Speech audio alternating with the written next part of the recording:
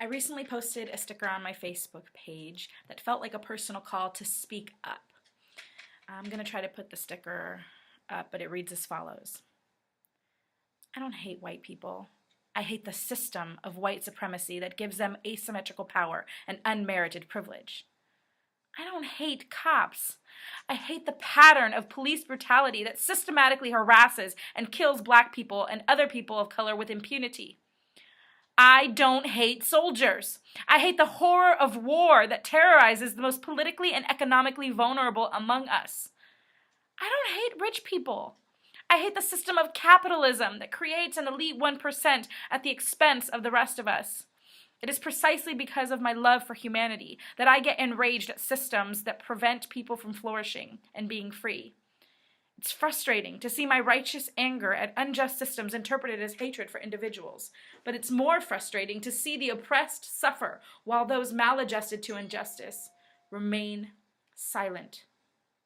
I won't be silent. Silence is violence.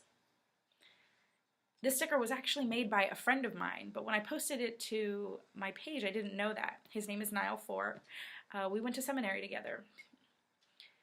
I took this sticker very personally. I felt like it captured exactly what I think and feel. It felt like a moment of truth when I first saw it. Am I going to be the same person from this point on?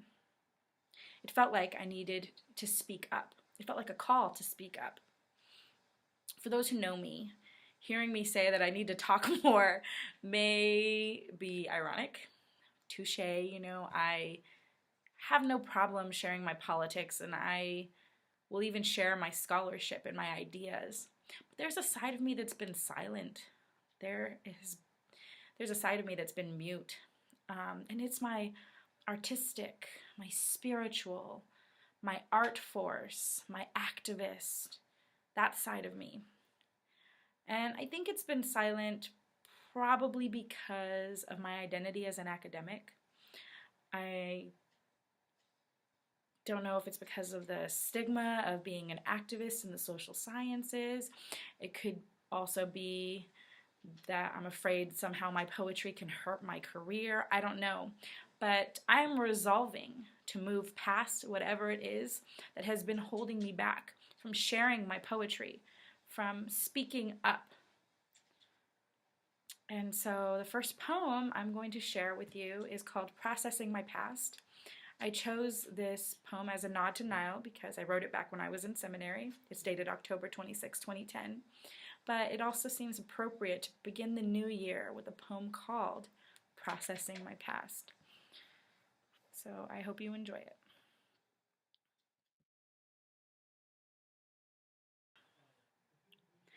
I'm processing my past.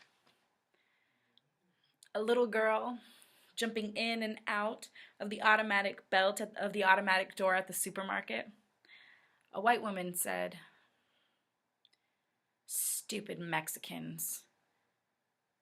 And as much as my mom wanted to be like them and struggled to achieve what they had, she beat that lady's ass. Well, verbally at least. I'm processing my past. Went to a junior high that was mixed racially, at least to me because I hung with those browner than shades of tea. Yeah, I got in fights, learned the value of punkin' bitches acting crazy, experimented with drugs, got my taste of male gaming. But we moved. I think deep down my parents didn't like that shade of brown. So I'm processing my past. The teen years made a name for myself. Naturally tan among plastics, had a little bit of past tricks to be liked. But really, I was just their entertainment.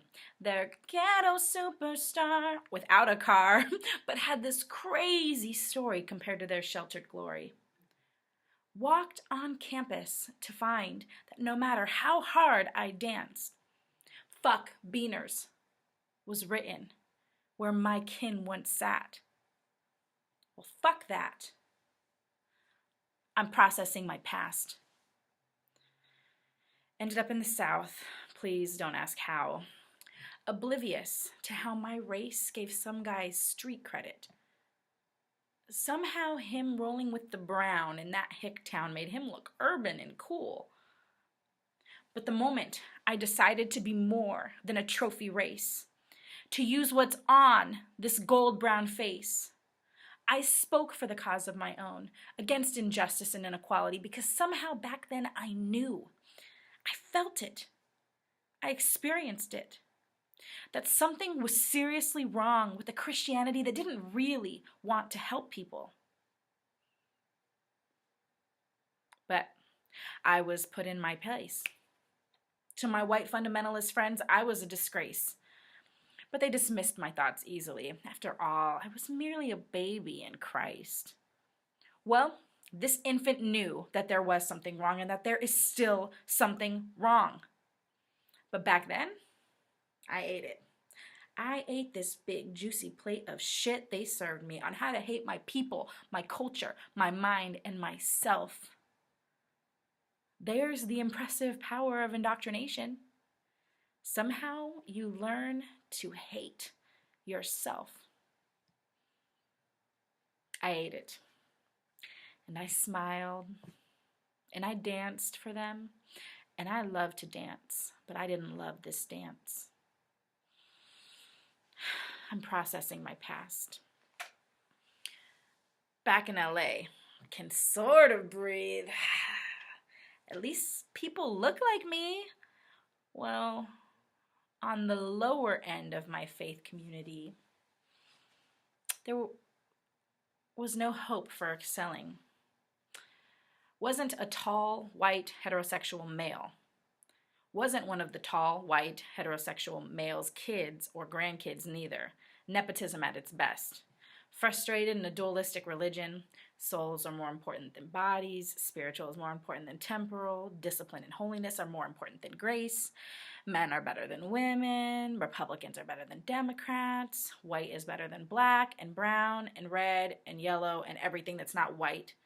Did I mention that indoctrination has the power to make you hate yourself? I crumbled there. I got broken there. But I'm processing my past. Then I get to the ivory towers. At least here we can talk about this experience, right? Or can we? Can I ask why there are so many white people? Don't get me wrong. Thought we would have been further along in equality at this point. I mean, we had the affirmative action generation. People acknowledged racial inequality and oppression. But once it was eradicated, there was quite literally no more affirmative action. So I'm a fish out of water, confused in precepts most of the time. I mean, we're not speaking English, not speaking Spanish. It's like we're speaking competition-lish, a language for those trying to get to the top, but to get to the top, you got to step on each other.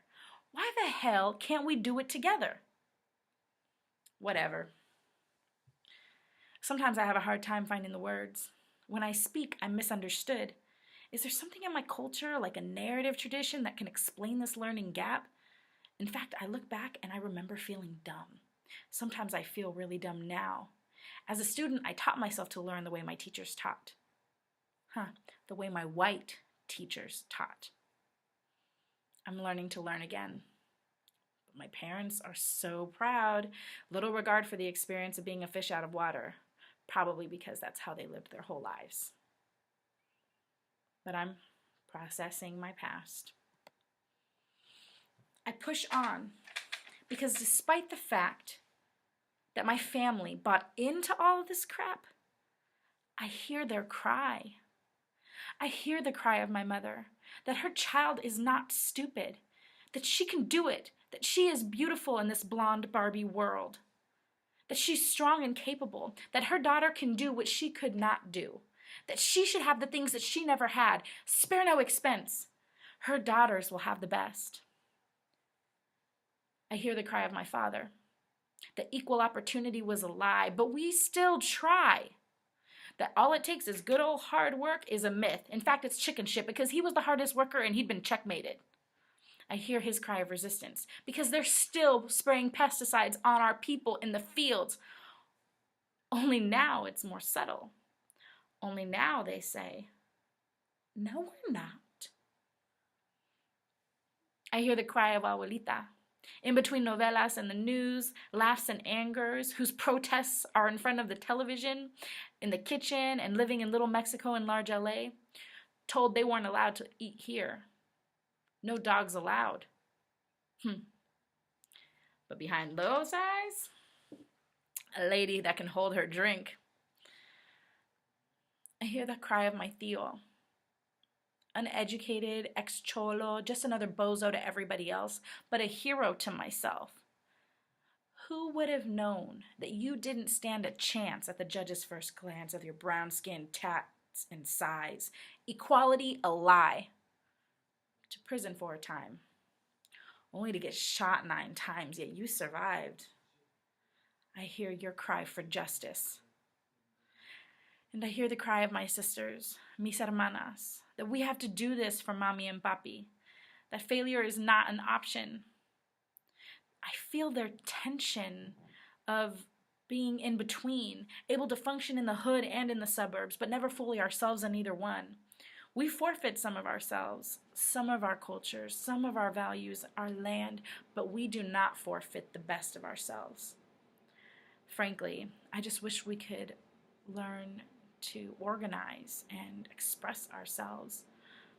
But first things first, we have to process our past.